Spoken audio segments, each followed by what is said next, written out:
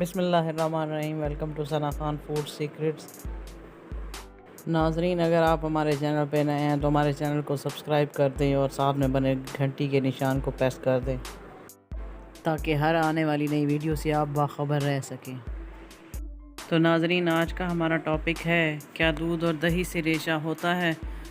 تو آج کی اس ویڈیو میں ہم آپ کو اسی کے بارے میں بتائیں گے، تو جلدی سے ویڈیو میں آگے بڑھتے ہیں۔ ناظرین، نہ صرف پاکستان میں بلکہ مغربی ممالک اور پوری دنیا میں یہ خیال کیا جاتا ہے کہ دودھ اور دہی سے ریشہ پیدا ہوتا ہے، اور جیسے ہی کوئی زکام یا نزلہ کا یا ریشے کا شکار ہوتا ہے تو سب سے پہلے اس کا دودھ جو ہے وہ بند کیا جاتا ہے، خاص طور پر بچوں۔ چونکہ ریشے کے مسائل زیادہ پائے جاتے ہیں، اس لیے والدین جو ہے سب سے پہلے بچوں کا جو ہے وہ دودھ بند کرنا شروع کر دیتے ہیں۔ تو ہم آج آپ کو اس ویڈیو میں یہ بتائیں گے کہ کیا دودھ ریشہ پیدا کرتا ہے یا نہیں، اور طبی لحاظ سے آپ کو اس کی پوری معلومات فراہم کریں گے۔ تو دوستو، امریکہ میں ایک ریسرچ کے مطابق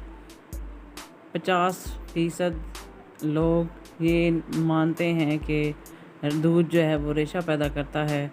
اور 20% لوگ اس کے بارے میں کوئی رائے نہیں دیتے، جبکہ 30% لوگوں کا یہ خیال ہے کہ دودھ جو ہے وہ ریشہ پیدا نہیں کرتا۔ تو 1994 میں ایک اور ریسرچ کی گئی جس میں 100 لوگوں کو اکٹھا کیا گیا اور مختلف طریقوں سے ان میں ریشہ پیدا کیا گیا، اور بعد میں ان کو ایک ہی جگہ پہ رکھا گیا، جس میں سے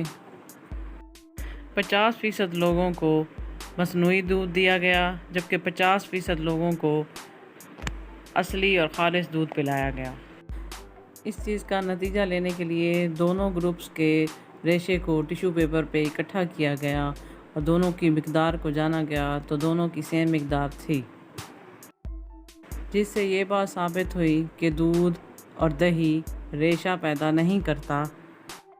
کچھ ماہرین بھی یہی رائے دیتے ہیں کہ دودھ سے ریشہ پیدا نہیں ہوتا،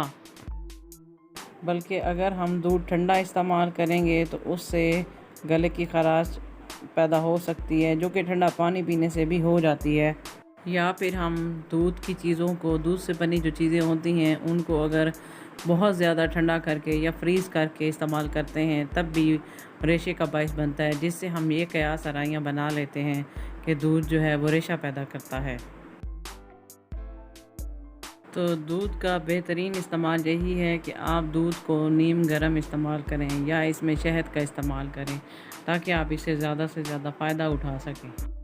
کچھ لوگوں کا یہ بھی خیال ہے کہ اگر دودھ میں تھوڑی سی پتی ملا دی جائے تو وہ اس میں جو ریشہ پیدا کرنے والے اجزاء ہیں وہ ختم ہو جاتے ہیں، یا اس کا اثر جو ہے وہ گرم ہو جاتا ہے۔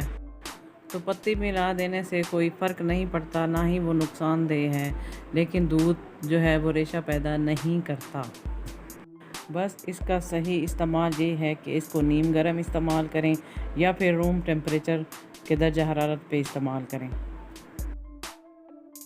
ناظرین، دودھ وہ واحد غذا ہے جو کہ بچے کی پیدائش سے لے کر تاحیات استعمال ہوتی ہے، اور اس میں حکمت بھی ہے، اس لیے یہ خیال کرنا کہ دودھ ریشہ پیدا کرتا ہے تو یہ غلط ہے، یہ سائنٹیفکلی بھی غلط ہے، اور اللہ پاک نے نومولود بچے کے لیے جو غذا رکھی ہے اس میں کوئی نقص یا کوئی سائیڈ ایفیکٹ نہیں ہو سکتا۔ تو ناظرین، ہم امید کرتے ہیں کہ آج کی ویڈیو آپ کے لیے فائدہ مند ثابت ہوگی۔ مزید ویڈیوز کے لیے ہمارے چینل کو لائک، سبسکرائب اور شیئر لازمی کیجیے۔ نئی ویڈیو تک کے لیے اللہ حافظ۔